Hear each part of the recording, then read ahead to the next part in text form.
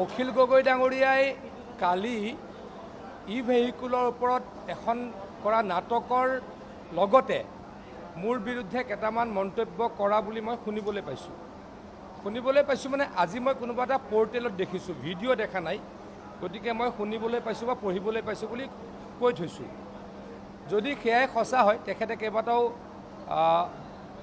অসাংবিধানিক শব্দ কৈছে, যিটো আমি সাধাৰণতে বিধানসভাত নকওঁ বা কিছু কথা আমি নকওঁ। তেওঁ কেইবাবাৰো মাল শব্দটো ব্যৱহাৰ কৰিছে।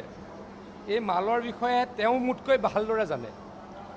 আমি 10 বছৰত 5 বছৰত কষ্ট কৰি তেওঁ কোৱা ধৰণে, মই কোৱা নাই দেই, তেওঁ ধৰণে কোৱা নাই, যিকেইটা আমি কষ্ট কৰি আমি তেওঁৰ শব্দৰে কৈছোঁ, মইতো সেইটো শব্দ ক'ব বেয়া পাইছোঁ, মাল গোটাওঁ, তেখেতে 1 বছৰত ইলেকশ্যনৰ আগদিনা ব্লেকমেইল কৰি মানুহক ঠগি তাতকৈ ডাবুল মাল কামাই দিয়ে।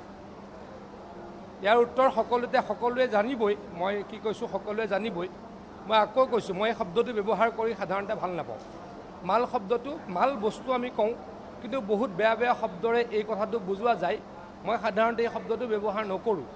কিন্তু যদি অখিল গগৈ ডাঙৰীয়াই কৈছে, মই ভিডিঅ'টো দেখা নাই, মই পৰ্টেল এটাত পঢ়িছিলোঁ, তেখেতে কৈছে যে মই মালে গোটাওঁ।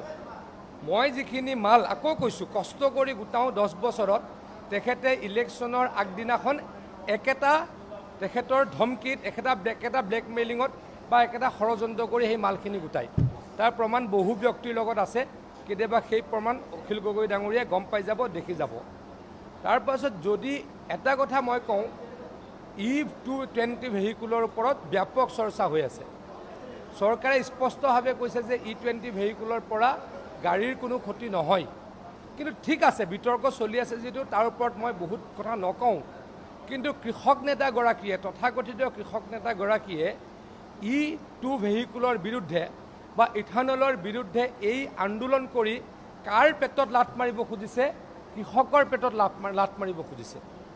যোনে ধান খেতি কৰে তেখেতলোকৰ পেটত লাত মাৰিব খুজিছে। যোনে মাকৈ খেতি কৰে তেখেতলোকৰ পেটত লাত মাৰিব খুজিছে।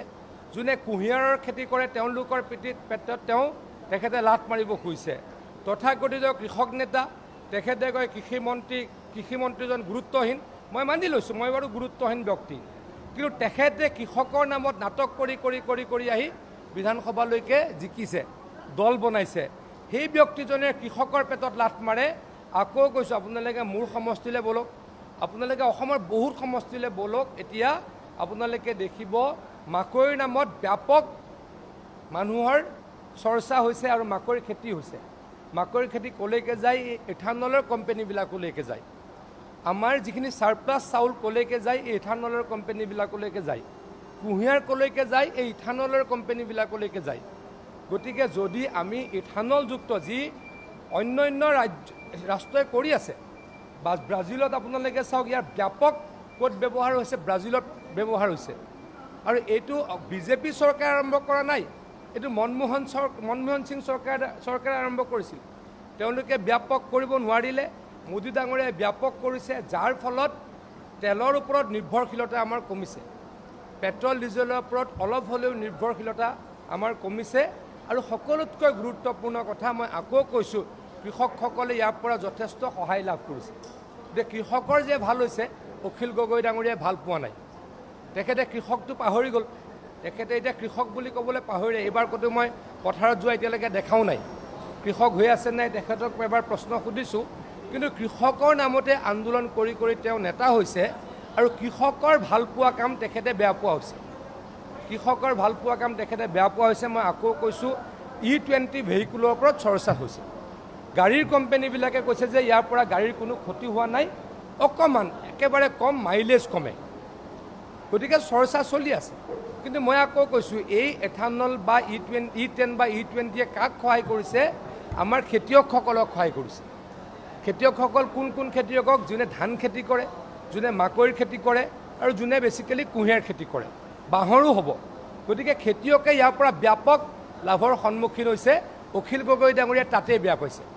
খেতিয়ক যদি ভাল হৈ যায়, খেতিয়কৰ অৱস্থা যদি ভাল হৈ যায়, খেতিয়ক যদি স্বাৱলম্বী হৈ যায়, অখিল গগৈ ডাঙৰীয়াই কৃষকৰ নামত আন্দোলন কৰিব নোৱাৰিব, ৰাজনীতি কৰিব নোৱাৰিব। তাৰ কাৰণে তেওঁ এই ইথানলৰ বিৰুদ্ধে নাটক কৰিছে এই নাটক নকৰিব অখিল গগৈ ডাঙৰীয়া মই আপোনাক অনুৰোধ জনাইছোঁ